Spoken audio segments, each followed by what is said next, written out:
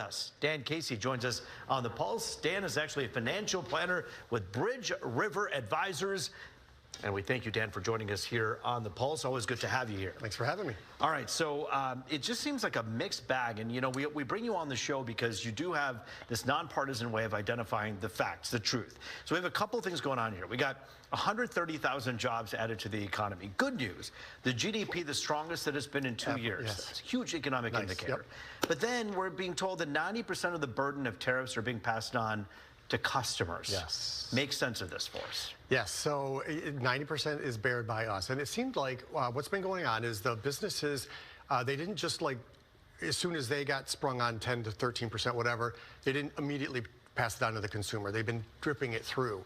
So it's been slowly kind of getting into the economy, which is what's making inflation so sticky.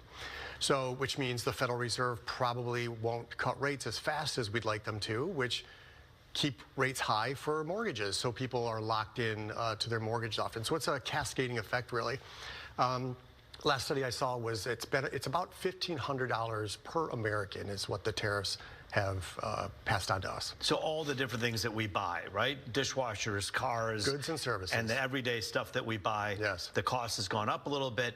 But then you have President Trump basically saying, look, we have to figure out a way before the midterms to keep affordability front and center, right? Yes. He may have called the affordability crisis a Democratic hoax, but he's certainly coming along with a lot of solutions to try to fix it. Talk about what some of those solutions are. Yeah, so I've come on here plenty of times and said the consumer's strong, right? Everything's good.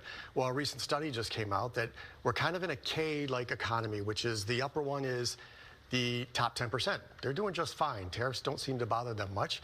But the bottom one, the lower and medium income, not so much. They're the ones tightening their belts, not spending as much.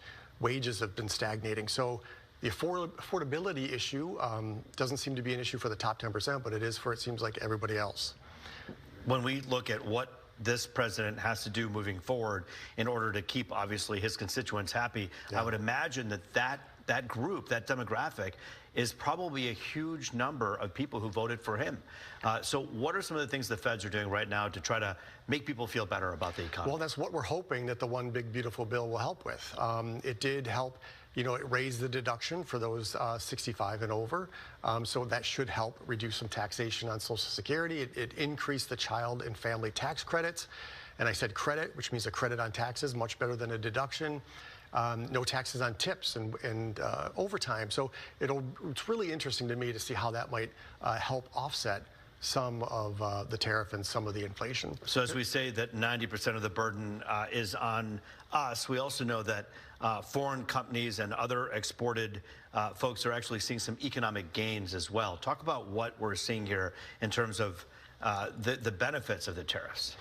So we are seeing massive amounts of foreign expenditure into our company, or into our country, which also is why I think gold has been going so crazy, is because they're offsetting a lot of the foreign expenditure by gold because our dollar's coming down. So they're trying to hedge their bets a little bit. So it's like just crazy side effects like that you wouldn't expect from tariffs. And it's really, again, it's just a cascading thing that's really affecting all facets of our economy. All right, so let's talk about taxes here, because we're all coming upon the time that we have to pay up. Yes. Uncle Sam, yes. The 3 best strategies to save on taxes. What are some things that you can tell people right now?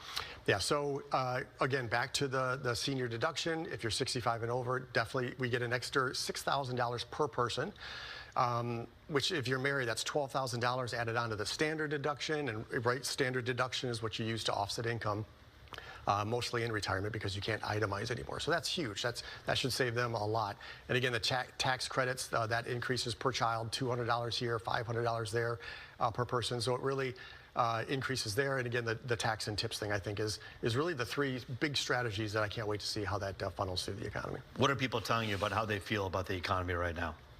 You know, it's kind of 50-50. I think most, 50% are kind of like they're feeling okay, and they're feeling that we're going to be just fine. And again, it's that other 50% that are kind of feeling it a little bit more. You know, when they pay their car insurance and see how much it's come up, and they go to the grocery store and see how cumulative the inflation was since it hit 9% in 2022. It's starting to affect parts of Americans that maybe others aren't affected. No, I find it noteworthy that you say 50% when it seems like 50% of Americans, or slightly less than that, are actually invested in the stock market. The other folks are not. And so when people talk about the Dow hitting 50,000, I mean, I imagine there's people out there going, what difference does it make to me? I'm trying to pay for groceries here, right? Yes, exactly.